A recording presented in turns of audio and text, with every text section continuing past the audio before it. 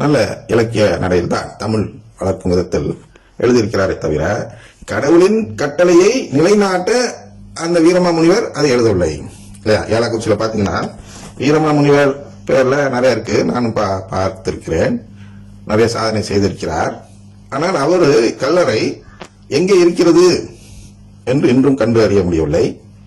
செங்கிப்பட்டி என்ற ஊரில் அவர் புதைக்கப்பட்டார் என்றுதான் இருக்கிறது. அது ஒரு ஏரிக்கரையில் இருக்கிறது என்று நம்புகிறார்கள். அதெல்லாம் ஓரளவு நோண்டியும் பார்த்துட்டாங்க, கிடைக்கவில்லை. அப்படின்னா மண்ணோட மண்ணாக இருக்க வேண்டும், புனிதர்னா மக்காம கொஞ்சம் இருக்கணும் இல்லையா, அது மாதிரி எதுவும் கிடைக்கல. இதுக்கெல்லாம் காரணம் என்னவா இருக்கும் என்று நான் யோசிக்கிறேன் என்றால், அவர் கடவுள் குடும்பத்தை நம்பவில்லை. தேம்பாவனை மாதா குறித்தெல்லாம் எழுதினார்தான். மாதா குறித்து பேசிட்டாலே உடனே எல்லாம் வந்துடும் கிடையாது.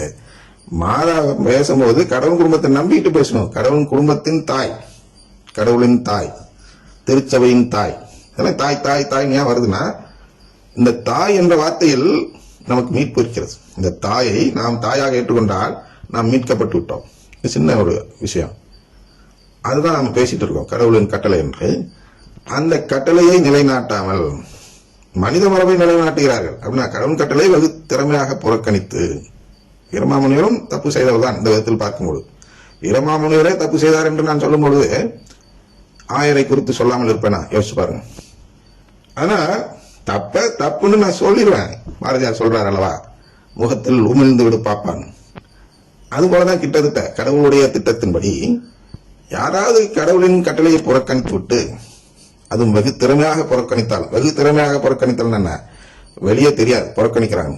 அப்படி புறக்கணித்து விட்டு மனித மரபை நிலைநாட்ட யார் முயற்சி செய்தாலும் அவர்கள் முகத்திலே நான் உமிழ்ந்து விட தயாராக இருக்கிறேன். உணவில்லை, ஆனால் அப்படித்தான் செய்யணும்னு இருந்தால் அதையும் செய்வேன்.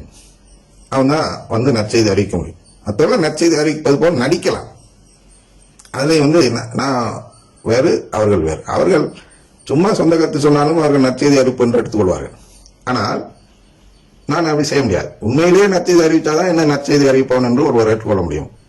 மற்றபடி என் சொந்த கருத்துலாங்கன்னா இவங்களே வந்து குறை சொல்வார்கள். நற்செய்தி அறிவிக்கையில இவ்வளவு குறை சொல்லும் பொழுது நான் சொந்த கருத்து சொன்னா என் கதியை நான் யோசிச்சு பாருங்க. அதனால நான் சொந்த கருத்துக்கே போக முடியாது. ஒருவேளை அதனால் கூட கடவுள் என்னை தேர்ந்தெடுத்திருக்கலாம். ஏன்னா இப்ப ஒரு ஆயர் தவறு செய்கிறார், மனித மரபை நிலைநாட்ட பார்க்கிறார், கடவுளின் சட்டத்தை வெகு திறமையாக புறக்கணிக்க பார்க்கிறார் என்று வெட்ட வெளிச்சமாக ஒரு குருவானவருக்கு தெரிந்தால் கூட அந்த குருவானவர் அந்த ஆயருக்கு எதிராக எதுவும் சொல்ல முடியாது. அதாவது போலீஸ் ஸ்டேஷன்லாம் பார்க்கலாம். என்ன பார்க்கலாம்னா, மேல் அதிகாரி லஞ்சம் வாங்குறவனா இருப்பான், அது கீழே வேலை செய்யறவன் நேர்மையாளர் ஆளா இருப்பான். சினிமா போலீஸ் ஞாபகம் வச்சுங்க, நிஜ போலீஸ்லாம் நான் பார்த்ததில்ல. அப்ப அந்த சினிமா கதைப்படி பார்க்கும்பொழுது சின்ன போலீஸ் பெரிய போலீஸ ஒன்றும் செய்ய முடியாது. அதிகாரத்துக்கு கட்டுப்பட்டு இவனும் அந்த தவறு, லஞ்சம் வாங்குவது, கைவிட்டு வாங்குவது போன்ற சமாச்சாரத்தில் தான் சின்ன போலீஸும் ஈடுபட வேண்டிய சூழ்நிலை ஏற்பட்டுவிடும். கிட்டத்தட்ட குருக்கள் நிலையம் அது போன்றுதான். இவர்கள் அதிகாரம் பெற்ற நபராக இருப்பதால் இவருக்கு மேல் அதிகாரி என்ன சொல்கிறாரோ அதுதான் இவர்கள் செய்ய முடியும். அப்ப மேலே இருக்கிறவர் நீ கடவுளுக்கு எதிராக செயல்படணும்னு சொன்னா இவர்கள் அதிகாரத்தை காப்பாற்றிக் கொள்ள வேண்டும் என்றால் அவர்கள் அதை செய்ய தயாராக இருக்க வேண்டும். அப்படிதான் ட்ரைனிங் கொடுக்குறாங்க இல்லையா. இறையல் வகுப்புகள்லாம் படித்து வருகிறார்கள். அது ஒரு ட்ரைனிங் சென்டர் மாதிரி தான், ட்ரைனிங் அகாடமி போலீஸ்லாம் இருக்கிறது போன்று இவர்கள் பயிற்சி கொடுக்கப்பட்டு வரும்பொழுது என்ன தவறு என்று பார்க்கக்கூடாது, என்ன சொல்கிறோமோ அதை செய்ய வேண்டும். அதுக்குள்ள போனா கொஞ்சம் பெருசுதான், நான் சொல்லி விடுகிறேன். ஏன்னா குருக்கள் எல்லாம் ஆயர்களின் பிரதிநிதிகள். குருக்கள் என்று ஒரு இடம் நம் திருவிவிலியத்தில் இல்லை, ஆயர்கள் தான் இருக்கிறது. அதனால் அந்த குருக்கள் பதவி ஆயர்கள் தான் செய்து கொண்டிருந்தார்கள். எல்லா இடத்துக்கும் போக முடியல, நிறைய பங்கு இருக்கு, நிறைய ஆலயங்கள் இருக்கு, ஒரே ஆயர் எல்லா இடத்துக்கும் போக முடியாது. அப்படிங்கிறதுனால இவர்களுடைய பிரதிநிதியாக தான் குருக்களை நியமனம் செய்கிறார்கள். அதனால் ஆயர் என்ன சொல்கிறாரோ அதைதான் இவர்கள் சொல்ல முடியும், சொந்த கருத்துலாம் சொல்ல முடியாது. சொந்த ஒப்பீனியன், ஆயரை குறித்த சொந்த ஒப்பீனியன் இவர்கள் சொல்ல இயலாது, முயற்சி செய்யக்கூட கூடாது என்பதுதான் திருச்சபை சட்டம். அது வேற, அது சொல்லி அதெல்லாம் வேற மாதிரி ஒரு பிரச்சனையில் வரும். அதுவும் இதுதான் குடும்ப நம்பிக்கை தான். கடவுளின் குடும்பத்தின் மீது உள்ள நம்பிக்கையின்படி குடும்ப தலைவர் சொல்வதுதான் குடும்ப உறுப்பினர்கள் செய்ய வேண்டும். அதெல்லாம் கரெக்ட் தான். அந்த குடும்ப தலைவர் அப்படின்னு வரும்போதுதான் பிரச்சனை வருது.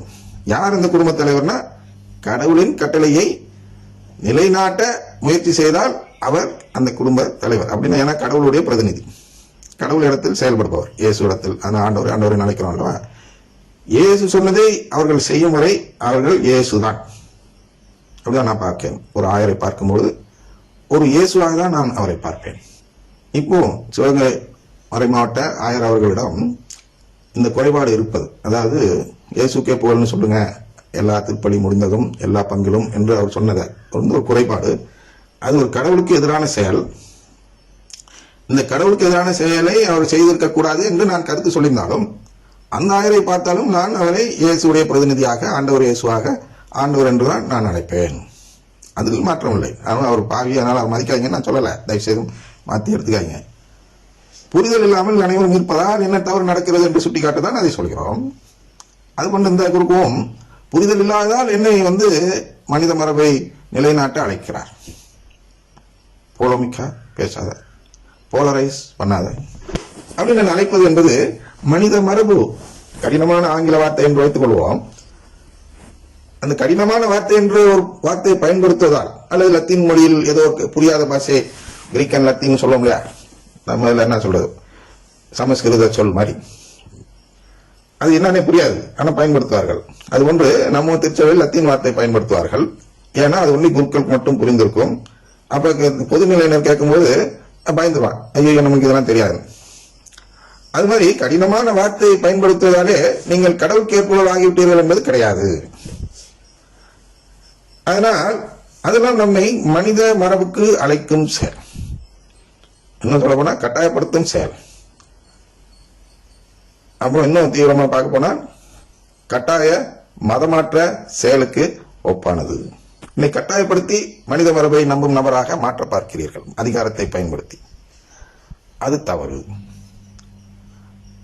அங்கே நான் திருப்பி அப்பால தட்டிக்க வரேன். இதெல்லாம் நான் சொல்வது என்ன அப்படின்னா, நீங்கள் மனம் மாறி கடவுளின் கட்டளையை ஏற்றுக்கொள்ள வேண்டும் என்பதற்காக சொல்லக்கூடிய செயல். ஆனால் அடுத்த நிகழ்ச்சி பார்ப்போம். அது என்னவென்றால்,